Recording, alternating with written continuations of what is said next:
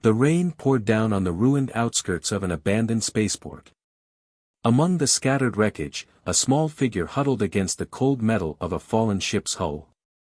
Her silver-blue skin shimmered under the dim glow of a broken streetlight, and her large, glassy eyes reflected loneliness and fear. She had nowhere to go.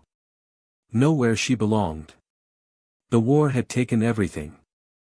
Elias found her there, barely conscious, soaked from the rain.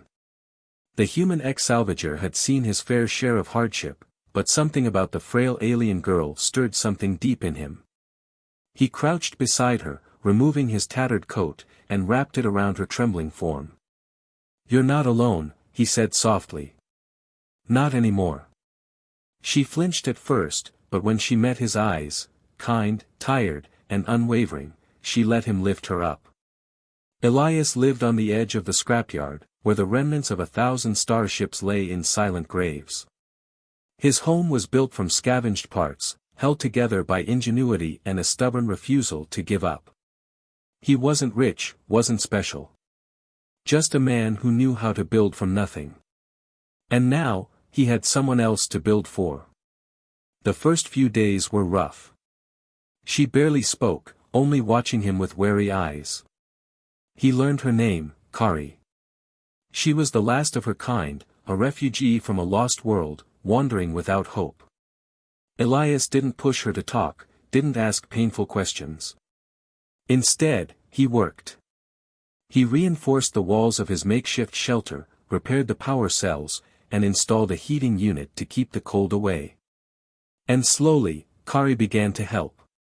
She was good with machines, her delicate fingers and alien intuition allowing her to repair things Elias had given up on. She adjusted the solar panels for efficiency, rewired the old comms array, and even helped him construct a filtration system for clean water. With every day, their home became stronger. And with every passing moment, Kaari seemed to trust him more. One evening, as they sat by the fire pit, she finally spoke more than a few words. "Why help me?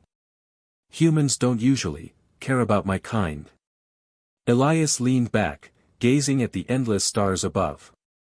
"I know what it's like to have nowhere to go," he admitted. "Lost my home when I was young. No one should have to survive alone." Kaari was quiet for a moment, then nodded. "Thank you." Days turned to weeks. The scrapyard no longer felt like a graveyard but a place of new beginnings. Elias built Kaari her own space, a small, cozy room crafted from ship plating and salvaged insulation. She touched the walls, as if she couldn't believe it was real. "You built this for me?" He chuckled, rubbing the back of his neck. "Had to make sure you had a place to call home, right?" For the first time, she smiled. But peace never lasted long in a place like this. Raiders swept through the outskirts, looking for anything valuable. When they came, Kaari and Elias fought to defend their home. She used her knowledge of tech to rig old defense turrets, while Elias held them off with his blaster. It wasn't an easy fight, but they survived. Together. As the last raider ship fled, Elias turned to Kaari, breathing heavily. "You okay?" She nodded, gripping his arm.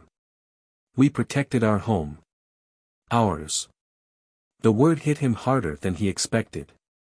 From the wreckage of the past, they had built something real. A place of safety, of belonging. No longer just a scrapyard, no longer just two lost souls. It was home. And no one would take that from them.